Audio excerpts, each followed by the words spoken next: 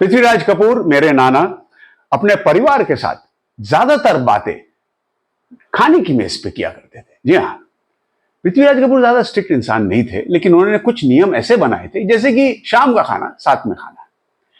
ये नियम उस समय बनाए उन्होंने, मेरी माँ बताती, जब वो 6-7 साल की थी। उन्हें याद है जब से वो ये बातें बताती है।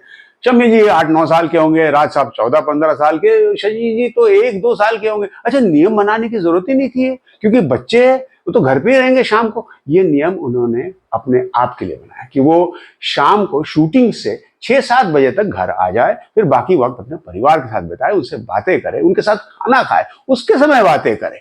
एक लो डाइनिंग टेबल होता था, नीचे बैठ के खाते थे, लंबा सा टेबल, सब इधर उधर। माँ कहती है कि जब खाना खाते थे पापा जी बात करते थे तो सन्नाटा, एक शांति रहती थी, और सिर्फ पापा जी की आवाज सुनाई देती थी। वो इसलिए नहीं क्योंकि वो पृथ्वीराज कपूर है, हमारे पिता है, सुनना चाहिए। पापा जी के बात करने का तरीका, यूं कहिए कि उनकी बातें इतनी कमाल की रहती थी कि मन मुक्त हो जाता था। सबका ध्यान खाते समय सिर्फ उन्हें सुनते रहते थे, और वो बताते रहते थे अपनी बातें। देर तक ये बातें चलती थी। उसके बाद सब अपने अपने कमरे में चले जाते थे। राज साहब, शम्मी जी सब चले गए अपना। मेरी माँ बैठी रहती थी अपने बाप को सुनते हुए। पापा जी उसका क्या हुआ, इसका नहीं बताया आपने, अच्छा फिर उसका क्या हुआ, वो आप भूल गए बताना, ये क्या हुआ। और पापा जी उससे बताते थे। चाय जी, माँ परेशान हो जाती थी, कल स्कूल है, चल उठना है सुबह, चल जा। तू तो तेरे प्यो दी गल्ला खत्म ही नहीं होती, मतलब तुम्हें बाप की बातें खत्म ही नहीं होती।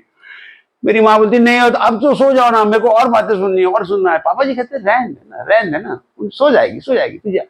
देखिए ये बात कितनी सिद्ध हुई मेरे नानी की कि तू तो तेरे प्यो दी गल्ला खत्म ही नहीं होती। आज तक वो बातें, वो गल्ला चल ही रही है जो मैं आपको सुना रहा हूं। आशा है आपको ये कहानियां पसंद आ रही है, क्योंकि अभी तो शुरुआत है। बहुत सारी बातें हैं जो हुई है जीवन में, बहुत सारे किस्से कहानियां हैं। किस्से कहानी के अनमोल मोती है, ऐसे सुनिए। सुनते रहिए प्लीज। Like, subscribe, share. आभारी रहूंगा। धन्यवाद, शुक्रिया।